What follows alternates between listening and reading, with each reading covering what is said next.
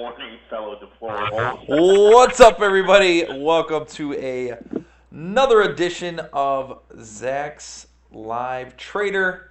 Here with you, as always, I am the bearded boy wonder, Dave Bartosiak, and today, my friends, we've got a special guest, Mr. Brian Bolin. Bolinator, how you doing, man? I'm good. How about you, Dave? And hi, everybody from Zach's Live Trader. I'm really happy to be joining Dave today. We can talk NVIDIA for a bit, and then anything else that we want to hash over. That's right. Most of it is probably going to be nonsense, but that's okay. I apologize. I know when Jeff comes in here, he's going to give me guff for the way that I've got this set up. But that's okay. I was trying to use a virtual audio cable so we can get Bolin streaming in and it would sound like perfect. Instead, I had to go with the bootleg way where he's literally like on a speaker in front of the microphone. So I hope that you guys can hear him okay and it's not too bad for you. Again, I do apologize, but hey, man, if only we had a guy, Bolin. If only we had a team to support us in some way other than just the fact that they work at the same spot that we do. If only. If only. So here, guys. So I'm gonna get us rocking and rolling here. There he is. There's Jeff. Jeff, I was just saying you're probably gonna give me some guff here because I've got this set up in a little bit of a bootleg fashion. Anyway. All right. So, of course, we've got to talk NVIDIA, right?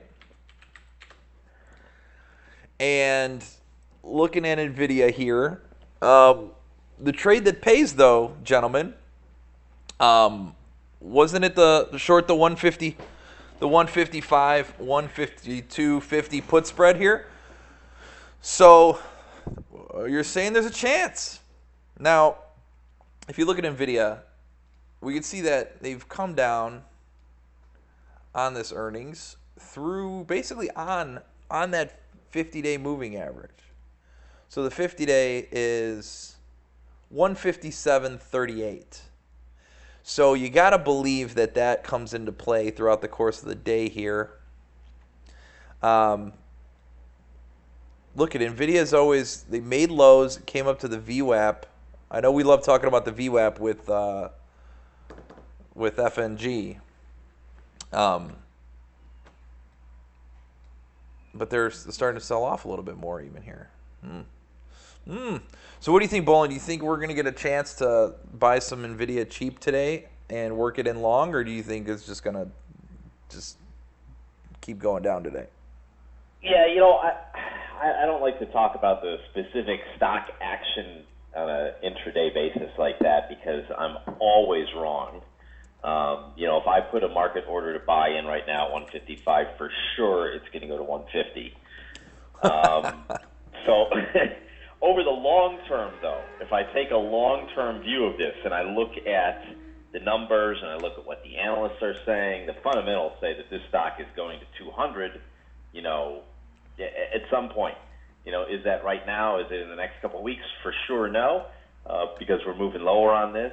But if I look at Mizuho Securities, raises their target to 180. Citigroup says they were in the market buying it. Bernstein to 180 from 145. JP Morgan, who has been somewhat bearish on the name, moved their target from 122 to 145. Bank of America Merrill says that it's an enhanced buying opportunity for 80% of large cap active managers that do not own the stock. So the analyst community is praising it as a good quarter. The numbers that I remember looking at last night were very good. I think if you want to point to a reason why it's down, I think the data center growth wasn't as good as people had hoped for. The auto the growth rate there kind of slowed down, and the OEM sector also slowed down a little bit. But everything is still growing and growing, handily. So long term, I like it. Short term, I don't know how good of a trader I am anymore to really say that I think that this thing's going to turn around. But it is my sincere hope that it does turn around. Yeah, it's like we were looking into it, of course, on the show, and the revenue growth was pretty much going to slow down,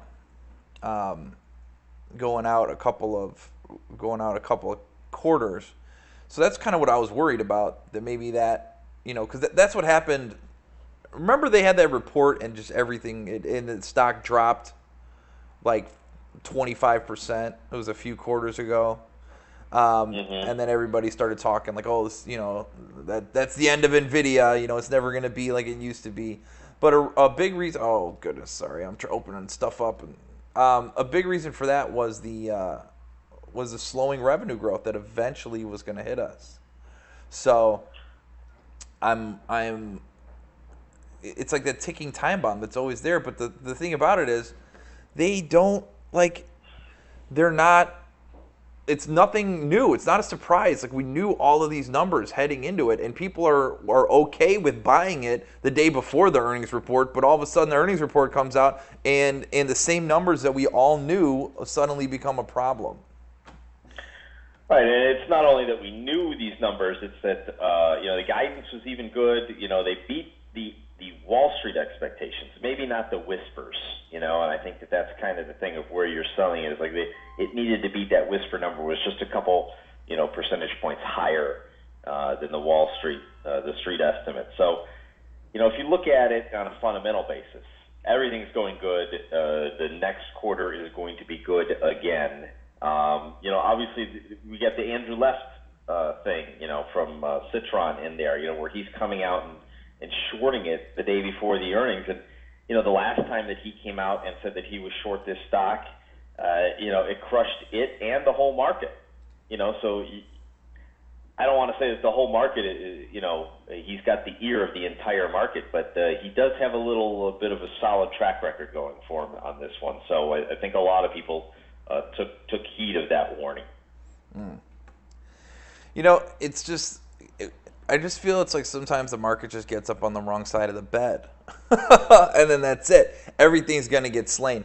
I know we're talking NVIDIA now, but I don't know if you got a chance to look at some of the retailers. So we were looking at Kohl's, and I thought Kohl's was going to beat and have a decent quarter, and they did.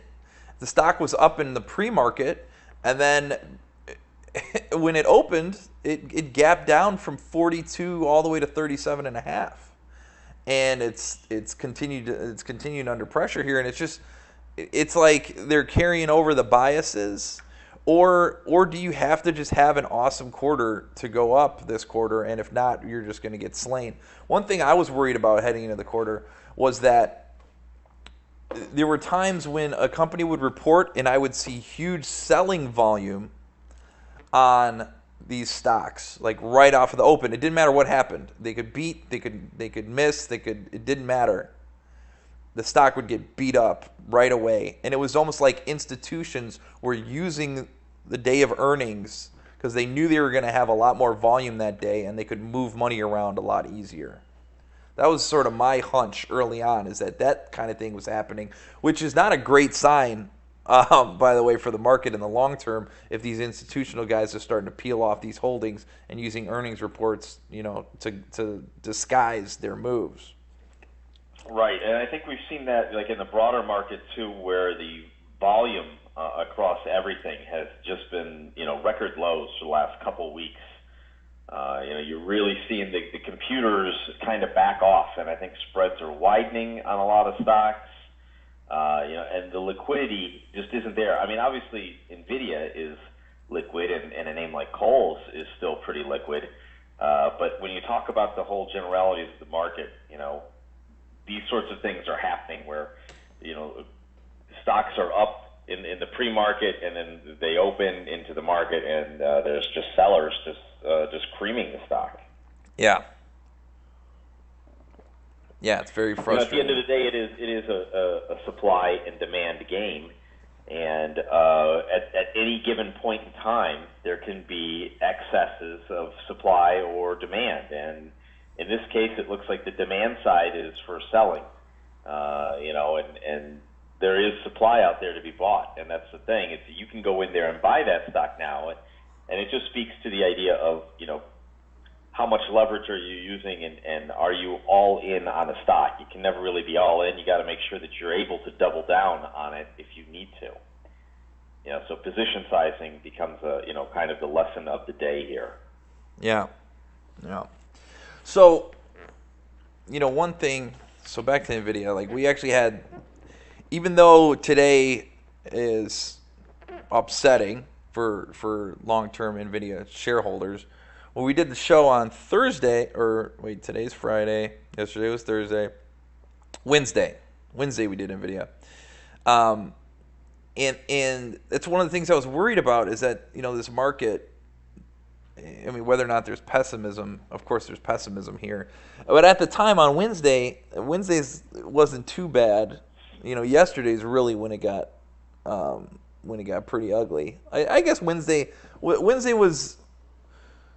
When did this selling really start? It was Tuesday afternoon when the North Korea comments came out, right? Yeah. And then a little bit of pressure on Wednesday, but it wasn't bad on Wednesday. And then all of a sudden, yesterday was pretty nasty to the downside. And then so far, where are we at today? Let's look at the Qs. So the Nasdaq's up today. So we're getting a little back. Anyway, so when I was looking at that, it's like, we got to be cautiously optimistic. So when you're looking at a stock like NVIDIA and you think it's going to go up and you're bullish on it, selling those out of the money put spreads is pretty much the way to go, because all you're saying is that, I don't even need the stock to go up. I just need the stock to not go down as much as these pessimistic people want it to go down. So by selling you go out of the money, and you talked about a little bit too, you look at what the implied move is for the stock. So for NVIDIA, I think it was 8.7%, something like that. And then just go 8.7% out of the money to the downside, and then sell a put spread out of the money there. So when we did it here on NVIDIA, we were able to pick up 50 cents, I think it was, and our risk is $2. So of course, nobody likes risking 4 times as much as you could potentially make. But I think the thing about that is that it's a quicker turnaround, because I think it was like a week. We went to the August 18th expiration, so we're not out of the woods yet. I think we went to August 18th. But it's such a quick little turnaround time, and you don't necessarily need to have the perfect direction on it. You just can go, okay, well, just don't go down and close down below 155. And so far, we're getting a little bit of volatility here on NVIDIA intraday. I don't know if you guys can see that. I don't know. I think NVIDIA trickles up. If the rest of the market does what I think it's going to do, I think we'll be okay. Yesterday, I talked a little bit about UVXY. That's right, Bolin. I talked about UVXY. Which is the wealth destroyer. Yeah, but it's just madness. When you just look at it, it goes down, right? Because of contango and the VIX futures market. I think I'm going to put on one of these. I'm going to put on a UVXY put spread. I'm going to do it. You know what else it's going to be? I'm going to go out of the money and do it. Out of the money? Wow. I'm going to buy an out of the money UVXY put spread. Yeah. So basically, I'm saying I'm fading World War III. I'm saying that this isn't happening. No doubt. I think that the market, we got a little spike in volatility, and then that's it. I mean, the VIX is up over 15. That's basically 15's the new 30, right? Right. When it comes to the VIX. So I'm going to fade this spike. I'm going to do it. Yeah, I think that's actually a good call, because if there is nuclear war, everything is going to go completely into the crapper. So who cares? So obviously you have to play the other side of that bet. Right.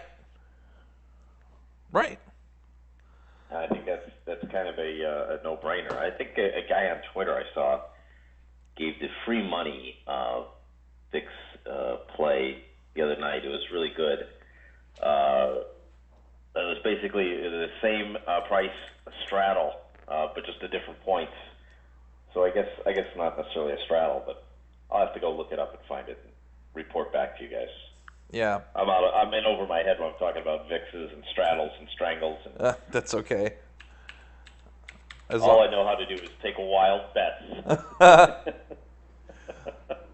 Well, some of this is, I wouldn't call it wild bets, but we definitely rolled the dice a little bit here, for sure. Like that blown up AAOI call spread that I had. I was trying to do it last week. I tried to do something awesome where I would actually trade live and show people. And it didn't work because I bought AAOI on the Thursday in the hopes of being able to show everybody, hey, guys, this is how you leg out of this, and everything blew up. And just in case that did blow up, I was like, well, I'm also going to buy some Apple puts here. That didn't work either. So, 2 for 2. yeah, 2 for 2 last week. So I'm hoping to follow that up with a UVXY trade here. So I think on the UVX, on that thing, you got to give yourself a little bit more than today. Oh no, yeah. The market looks pretty good. I'm going August 25th expiration, I think. So I'm gonna let that thing die. Let it die. Step back and allow it to perish. Yeah. So this week was a little bit frustrating, I suppose, because we did the Kohl's thing, and I'm still trying to wrap my head around why they were so mad at Kohl's. Kohl's beat by a nickel. They beat on revenue. Same store sales beat expectations. And they didn't care, man. They just took the stock down. It was a little bit of a head scratcher for me. I know Macy's didn't have great numbers either. So there's that. But I don't know. I expected more of a reaction out of Kohl's. What did it, Michael Kors strikes again. Because Michael Kors came out and had like a good quarter because they're like, hey, we're not going out of business, right? They showed a little bit of a turnaround because for a while there, that thing was terrible. But things started to get a little better. Their revenue estimates came in a lot better than I expected. So they went from 37 to 45 pretty much. And that's where they're at. They've been up at 45 here for a little bit. A lot of engineering on Michael Kors' part, though. You gotta tip your cap a little bit. Like when things were really bad for Michael Kors, they had a huge stock buyback program. So every time you'd really try to pound the thing down, then they would just come scoop it in off the lows. Just kept doing the buyback thing. So you'd get like the first day following earnings, they would pummel the stock, but then it would always creep back up. And then this time now, I'm surprised the opposite hasn't happened. Like a lot of those guys who were buying down here in the 30s, I'm surprised they still have enough faith to own Michael Kors at 45. But whatever. Anyway, so I saw that, and I took that as an interpretation that, oh, the market is actually going to reward those retailers that are going to come out and give decent reports. And boy was I wrong, because they killed Kohl's. I don't know why. Kohl's is down again today too. So that's a little frustrating. But I don't know if I'm going to give a black eye to the rest of the retailers now because of this. Or this was just kind of a prisoner of circumstance because the market was doing what the market was doing, so there was no way. Just kind of a lose-lose setup for Kohl's, maybe. Like they couldn't, it just didn't matter. I don't know. So we did Kohl's, we also did NVIDIA, and then of course Coach. So we were kind of staying with that retailer theme, sort of. Although I guess you could argue Coach now just supplies the products, right? Because they've cut down their footprint pretty significantly. But like Coach has gone sideways here since May. So May Stock was like 45, 46. Trickled up just a little bit. Now it's at 47. It's like, I don't understand how these guys can go sideways for so long. So when I see that, I basically expect that they're going to break in one direction or the other. And this is one of the few times where you really want. Oh, see, Bill Phillips. Bill Phillips knows exactly what I'm talking about. Bolin, let's short. Yes, sir. Let's short some restaurants. Fast casual. I want to short fast casual. It's a great idea because I think in our every other Wednesday we have a meeting at Zach's where all the editors and people get together and talk about their ideas for the market. And I don't know who said it in the meeting this week, but I remember hearing this because it's like I kind of don't pay attention. I kind of do, but I kind of don't. But someone in the meeting said, "Well, this is great for restaurants." I heard that and I was just like, this person's out of it. I know it wasn't you, Dave, because I listened to you. You didn't say almost anything in the meeting, so therefore you did pretty good. That's right. But when someone said, "Yeah, this is great for restaurant stocks," I was like, "Well, short." Yeah, I don't know why restaurant. That thing is done. That trade's over. That trade is over, and that's right, we were talking about this, Dr. Paul, we were talking about Zoe's, although this short already happened, right? Yeah, I hated Zoe's long back, like right after its IPO. I just didn't think there was going to be that kind of growth there, but, I was early on that when that stock was in the 40s and down at 11 now. Yeah.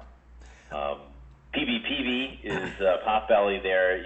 That's just been sucking for forever. The Shake Shack at 32. I mean,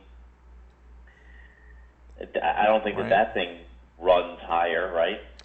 We're gonna get back to that right now. You know what I'm gonna do here, Bolin? I'm gonna live trade. What? I'm trading live. Live trade. Here it is. Here it comes. We're gonna do a UVX. Let's do that out of the money UVXY put spread, like I said. This is exciting, everybody. Shall we? Dave's about to lose money. Dave's about to lose money right in front of your eyes. I'm gonna put this on, and because I was talking to these guys about it, and I wanted to show them some order entry, so I figure we'll go ahead and do this. So this is on E-Trade. You guys probably got others. I'm sure everybody's got their own thing, but this is just on E-Trade. And I'm gonna let's add an option leg here. So we're gonna have two legs. Come on, let's go. So, guys, always when we're doing these spreads, one side is buy to open, one side is sell to open, because we're initiating a position, so it's always going to be open. When I do this, initially I always just put one in the quantity and then I adjust it. So I want to do a put spread on UVXY because I'm betting against World War III. I don't think World War III is going to happen. I'm going to go to August 25th. And like I said, I'm a madman. So guys, don't take this as like, yeah, you should do this today, okay? Kurt says a few of them are already in UVXY, so don't jinx them.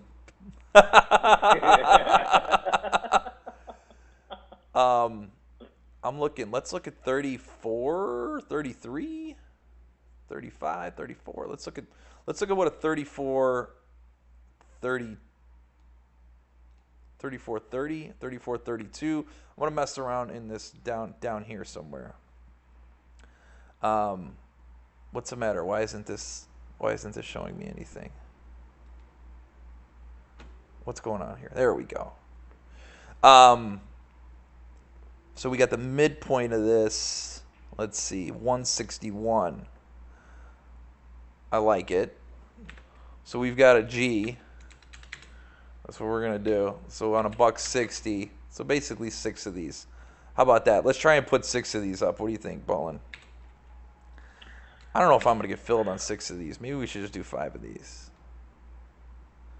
160. Yeah. We'll do a net. This is a net debit. What do you think we should put? Let's just put one. I don't want to be responsible for any part of this, so I'm going to be quiet. No, the whole point of this is we're just showing these people. We're just showing how it's done live. That's all. Not Okay. not telling them to Fire do away. this. Just showing them to do this. All right. So 165. Boom. There we go. And let's preview this and see what this looks like. So there you go. Buy to open 6 to 34.30. So this is a 34.30 put spread. That's right. When things all the way up at 40, Dave, you're an idiot. That's okay. 6 of them. Let's see if it works. We're gonna go ahead and place it. Order was successfully entered. There we go, guys. That's how you. There's an option spread. There's a put spread. So then, of course, you got to see if it gets filled. So you go to your view order, and then executed. There we go, Bolin. We've been executed. You've executed some money. There we go. So, guys, Mustang money. so it literally is Mustang money. Kurt, how did you know? That's funny. So, okay, guys, so let's look at this. So, 165 was my net outlay on this, right? The difference in the strike prices was $4 minus that 165. That means I can make 235 on the 165 or 142% on that trade. And what I would need is UVXY to get all the way down under 30 in 2 weeks. Now that sounds crazy at the surface, right? But let's go look at a chart of UVXY. So I'm going to close this. And UVXY. Okay. So, why am I stupid enough to think that this goes to 30? I guess all I got to do is draw. Oh, no, Dr. Paul. That's not. I got more than that, but I had to pay my bookie.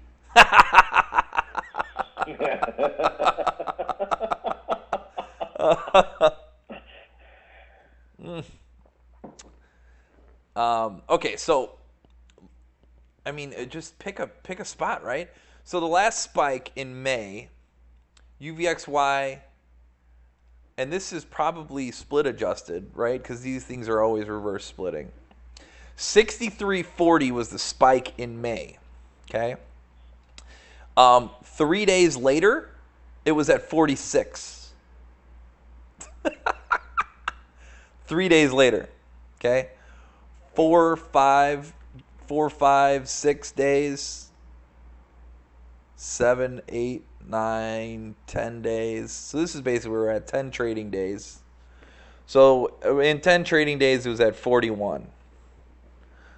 So basically went from 63 to 41 in 10 trading days, right? So I'm hoping for something not even as drastic as that, because that was basically, 35%? So here, the stock's at 40. We'll just call it 40. I want it to get to 30. So I guess I'm 30%. Or 33%. So I actually am just as bad. With another day in there. So we'll see. But important to note, guys, that you don't have to be like 100% right to make money on this. So at expiration, it would need to be below $30, which, by the way, last time UVXY was under 30 was Tuesday. Think about that. On Tuesday, the thing was at 30. So it's not that far away, right? Not far at all. So all you're really waiting for is a return to normalization. So if we look at the VIX here, the VIX is coming down. Again, it was up over 16. Now we're at 14. We're hoping for a VIX back down in the 10s, right? In the 10s.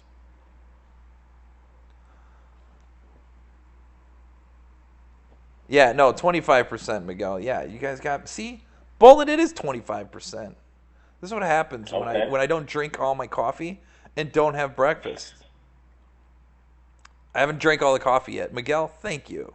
And I should be ashamed of myself, by the way. Catching me slipping this morning. pollinator. All right. Yeah. So It's easy to do. yeah, no kidding. Well, that was fun. A live trade. Um, I wonder, what do you think that Lenzax would think of that? Uh, It's no, it's I think I don't know. Part of me thinks that he does enjoy a little bit of a gamble. You know, and in this sort of trade, I mean, it's a small outlay on a trade, right? right. But in percentage terms to your salary, it's gigantic. That's all, my whole nest egg. I've saved that money. It's a week's worth of work. We had that money saved for what is it? 2017? 12 years. That's 12 years of equity in a Ford Mustang. So for those of you guys, I like sharing with you guys, of course. I sold, and the good doctor knows, and so does Kurt. I sold my Mustang. So when I was a kid, fresh out of college, it was. I'm gonna pull up some photos, guys. We're going back on this. It was wow. It was 2005. Was it 2005? Yeah. And I went to the dealership by myself and hopped in this car that I couldn't drive. I could not drive the car. It was a stick shift. I didn't know how to drive a stick shift. Oh my God, Dave. I didn't know how to drive stick, and yet I bought the car. Oh my God. And you were the most impulsive person I've ever known. right? So here it is. Here's a picture of the car the day after I bought it with the temporary plates from Norwood Park Dodge. That's right. I bought my first Mustang at a Dodge dealership. And it does say, well, my first car really. And for some reason it says Police Interceptor on the back. Somebody put a sticker on it, and I thought it was like a real thing. Yeah, and it wasn't. The guy totally sold me. It's a cop car. It's got cop tires. Exactly. He's like, oh, it's upgraded suspension. You know, cop tires. Yeah. Cop headlights. Oh, 16. I wish I wasn't 16 in 2005. So anyway, and then so the car transformed, and yes, we are going to talk about Alibaba. I will get back on track, guys. I promise.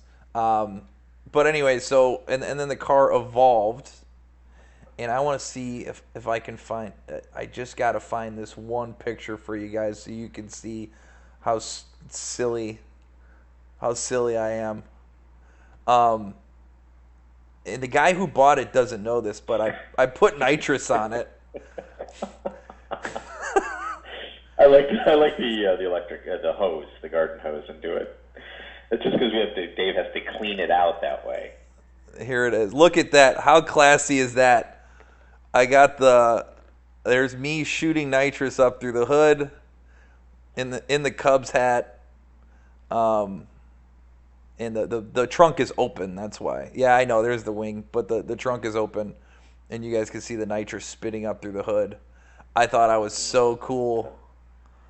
And actually, look, the nitrous, that was 2013. That was only 4 years ago when we found the nitrous and put that thing on there. Oh, my God. So that was pretty funny. Anyway, and now she's gone. So there you go. The car, the guy, we bought it, he's like, man, you got all this stuff on it. Like, why didn't you just make it a race car? I was like, dude, because it never ends. Like, you think it's done and it's not done. Because something always happens. So anyway, so her name was Scarlett. So a little bit of Scarlett's going to live on, maybe. Scarlet and Gray, baby. Yeah, well, there you go. See, and that was before I don't really pay attention. I know you're the big time Buckeye, Ohio State fan. Um, I just, Marquette didn't have a football team, and I've never been that into college football, or really, I mean, even the pro football. I mean, I used to be a much bigger Bears fan until Jay Cutler. And he pretty much ruined it for me. Okay, and now he followed me to Miami, by the way. Which is terrible. Alibaba.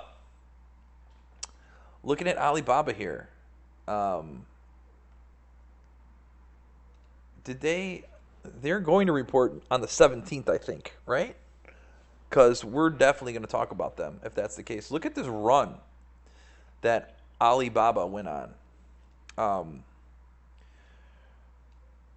Spent a little bit of time underneath that 50-day moving average.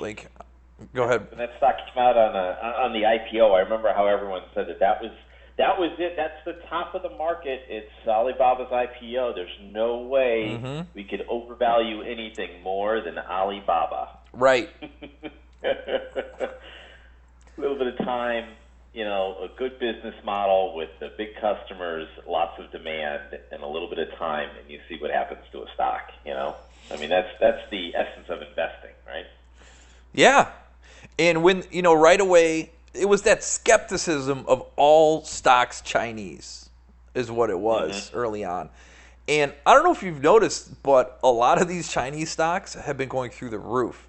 So I've got the one in home run, TAL Education Group, TAL, that has gone just hyperbolic, really.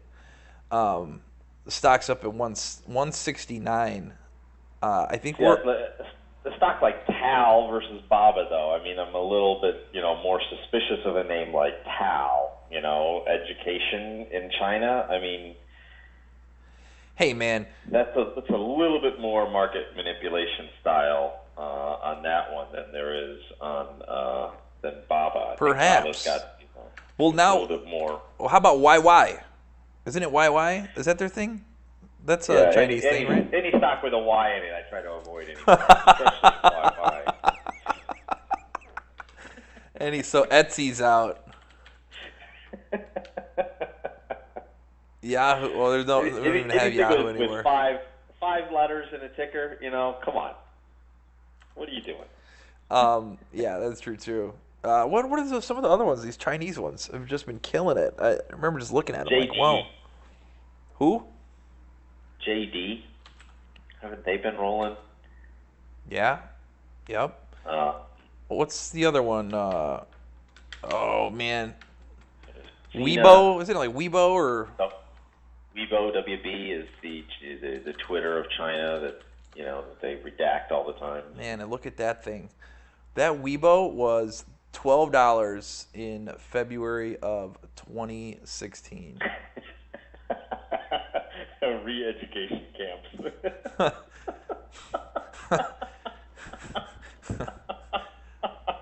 Oh, 10 cent. Also 10 cent. That's why all those troops are amassing on the North Korean border, right? They have to re-educate those North Koreans that are going to be running over once the missiles fly. Ah, yeah, right. Oh, Momo. That's right, Bill. I've got Momo also, and that one's done pretty well. A little bit of volatility here recently. Look at these. NetEase. NetEase is NetEase, right? Not NetEase. NetEase. I love trying to pronounce some of these sometimes, You know what I can't pronounce for the life of me? The 52 job? Or 54 job? Chemwars. Is it Chemwars or Chemars? Chemors? Is it Chemwars? Like quinoa? See? Yeah, how are you supposed to pronounce it?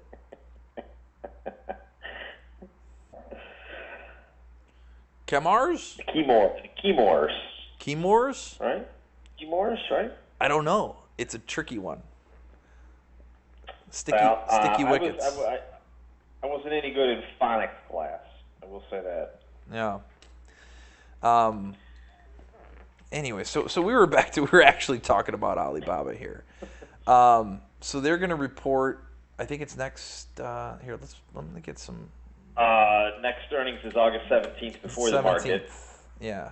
Okay. We're looking at $7.17 billion on top, 93 cents on the bottom.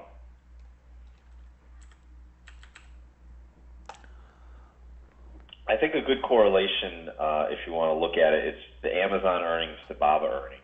That would probably be a good way to think about it. At any time that Amazon's crushing it, Baba is probably doing it as well. Okay. Third point, and I think isn't that Dan Loeb? I'm scrolling back through the news here. Okay. July 26th, CNBC is suggesting that Third Point took a position in it. I don't know if there's confirmation on that or not. Dan Loeb, pretty good, and a patient, large-scale hedge fund investor. So. Okay. Just looking at I got the price consensus EPS surprise chart up here real quick. I like it. This is the most important thing on Zacks.com. Aside from your profile picture, of course, is the price consensus and EPS surprise chart. And on Baba, you can just see it. I mean, it's just glorious. Little bit of a trough into early 2016, and then it turns the corner, and forget about it, man. Just up and away. Now, Alibaba's at the stage of the game, though. They have shifted. You know, the thing with Bezos and Amazon is, like, anytime he decides, he's going to just take all of that earnings that you expected and just invest it in something. And then the EPS number's garbage. It doesn't look like Jack Ma does that. It looks like he actually tries to bring earnings. Perhaps. What happened? Did we lose the Bolinator? No, I'm here. Okay. I'm sorry, I didn't realize. I stayed away from the Baba. I got burned on some of these Chinese names before. Baba is one that is not a hoax. It's not a fraud. So, it's like the one that's out there that's like for sure is okay, right? Some of those other ones, though, I'm sketchy on them. I think the JD is like the Chinese cars or something like that, cars.com. And I'm like, well, the cars.com here isn't that great either, right? So I don't know. These things are too prone to fraud just in general. And their frauds are very complex, and I'm wary of them. So I still have a little bit of a bias towards the Chinese fraud syndrome. That's CFS for short. So, as much as Baba is something that's legitimate, I'm too tainted to do too much research in any one of these names. Okay. Singles Day for us losers, right? Yeah, Baba, he gets that, and that's the Prime Day, right? Or Christmas. I don't know. It's amazing the parallels between these two companies, between Alibaba and Amazon. It's just like, well, let's both invent a holiday, and then let's just start to take over, everything. Okay, let's look at this. Let's look at some short-term stuff of what's going on. So Alibaba, we're definitely going to do that next week. And the question is going to be, it's this thing, man, where these stocks have had these huge run-ups. And now what do you do? Do you think that the market continues to reward this to the upside, or no? Snap, man, Snap. Now, why is this down another 11%? Were you following Snap earnings at all, Poland? I saw that they missed. Yeah, and that's all that matters. Why do these guys so terrible? The day after the IPO was the best day for them, right? They got up to 29.44, and since then, just gone. I think they had that first earnings, and they missed earnings the first time. So when you come right out on an IPO, In the road show, you've been talking to investors, and the analysts specifically you've been talking to just prior to the IPO, and you're giving them ranges for the first quarter's earnings, because you kind of have an idea of when the stock will start trading and when the first earnings report's going to come. And the thinking is that you always make sure that first quarter you can beat that first quarter no matter what. You can fall over and you can get shot in the arms and still beat. And when they didn't, that there was a real red flag. Then there was talk, about the advertising market, softening up on them, and further the idea of the indexes not adding them because there's no voting rights on the shares, because you're never going to have a situation where an activist investor can come in and make a difference in this, because they simply just can't buy the shares because they're not going to be able to vote. So, the thing with the Snap is clearly that there's an overvaluation there, because Google offered to buy them, but for $30 billion, and they said no, they want to go IPO. Now, that's been cut in half to $15 billion. This thing's going to go under 10 eventually, and that's where I think they find the basis for they're going to panic and say, we have to bring in someone with leadership capabilities. I think the guy that was, he's been on CNBC a bit, and former interim CEO of Yahoo, Ross Levinson, probably going to go in there as the adult leadership to Snap and kind of help them turn things around. And it'll take time, but over time, I think Snap will be a great investment over, the period of 3 to 5 years from now. But definitely that thing is heading to single digits on the path that they're on right now. That guy, that CEO, just some of the comments that he was making early on, it really just turned me off to the company overall. And just how he just scoffed at Facebook. You at least have to recognize who can squash you, right?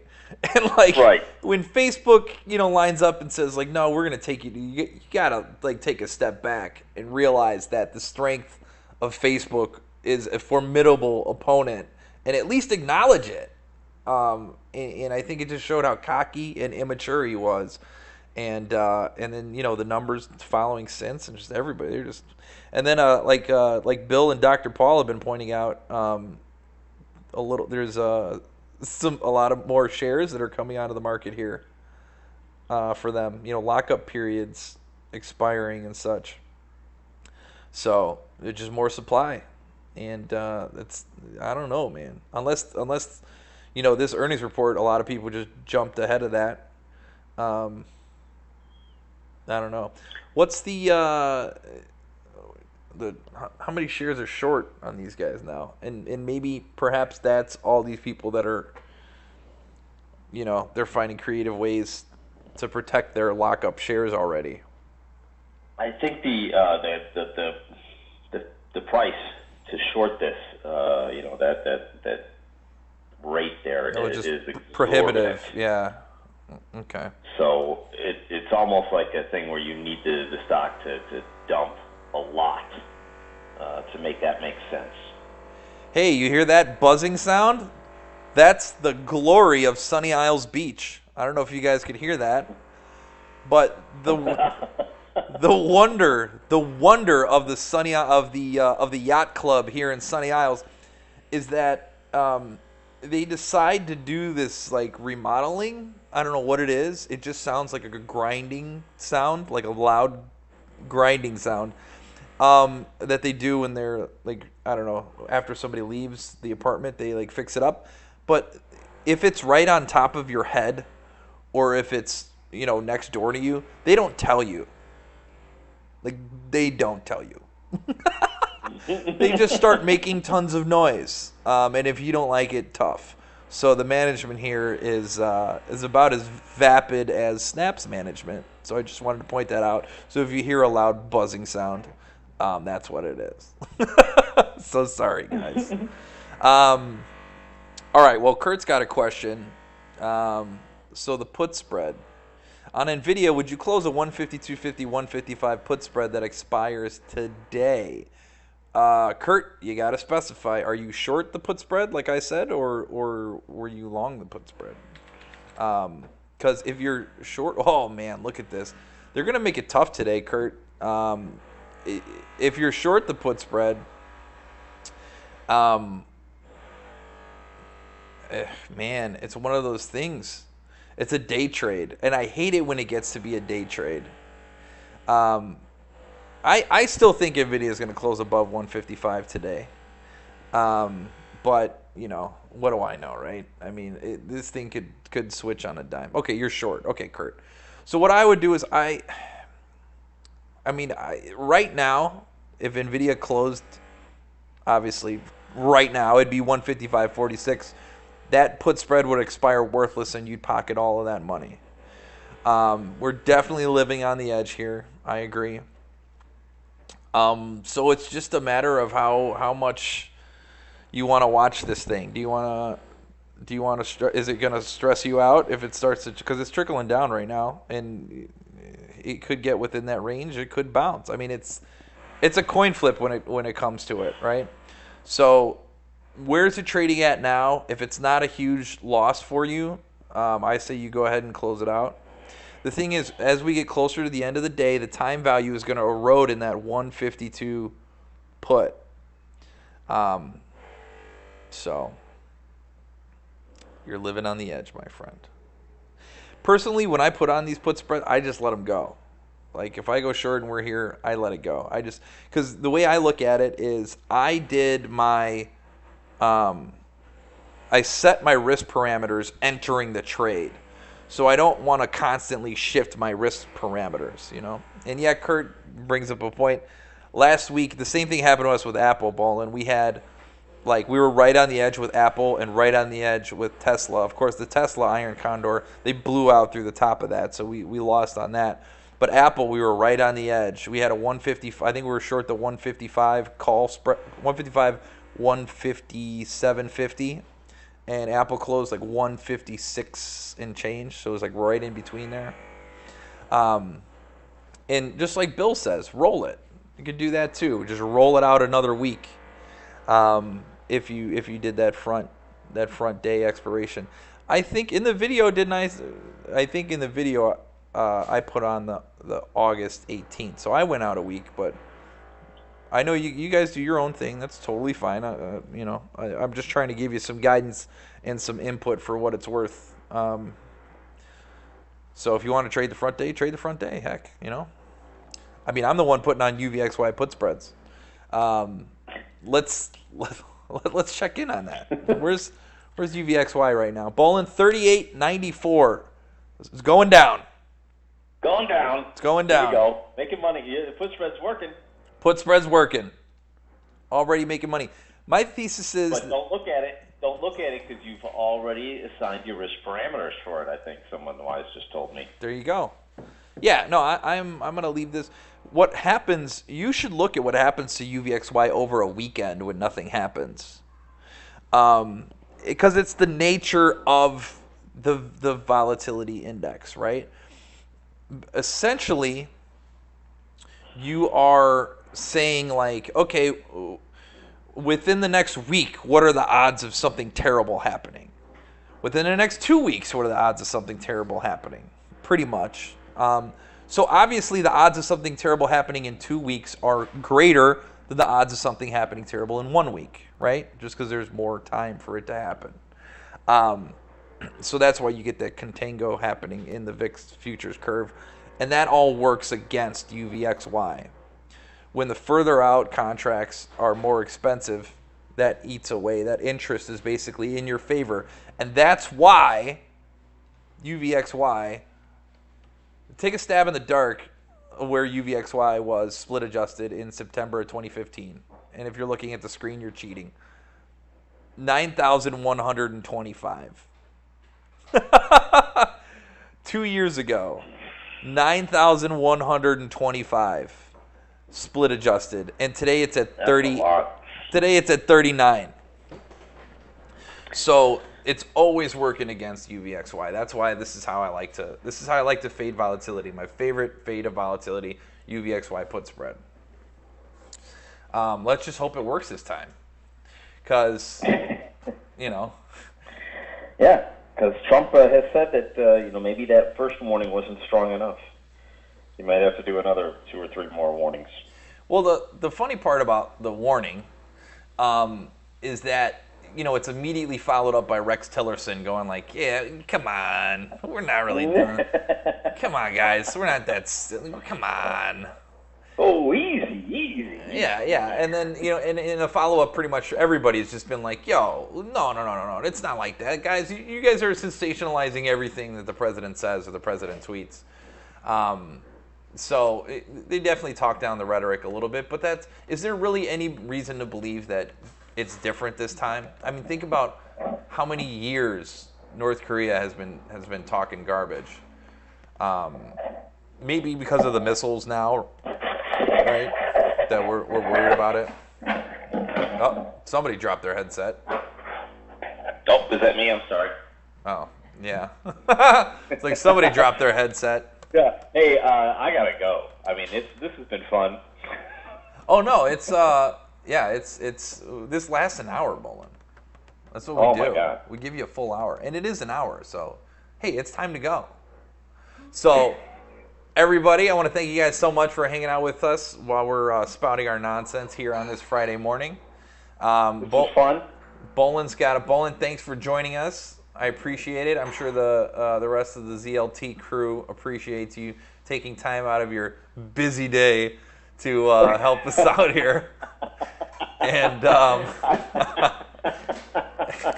I have an appointment at 10:15 that I have to speed to. No. I hear you. Well, you should have told me ahead of time. I would have got you out of here. Anyway, okay. I didn't. I thought this was like a half-hour deal, but that's now okay, I buddy. know. That's okay. All right, man. So thanks for joining us, Bolin. We'll see you later. All right, thank you guys, and I enjoyed this. Maybe if I'm invited again, if I didn't suck too bad, I'll come back. All right, take care, guys. All right, later, Bolin. All right, guys. So that was Brian Bolin. He runs stocks under 10, so he finds a lot of gems. Bolin and I talk a lot about trading and bounce ideas off each other all the time, so that's why I wanted to go ahead and bring him in on this. He'll probably be here in the future. I'll try and get it. I don't know how bad was his audio. I guess I'll have to see later how bad the audio was. I found a way to fix that, but something blew up. So anyway, guys, so thanks so much for hanging out with me here today. Keep your eyes on this UVXY put spread. Hopefully Dave makes the money, and we'll go from there, guys. So thanks so much for hanging out, and we will see you all next week. Good luck, guys. Later.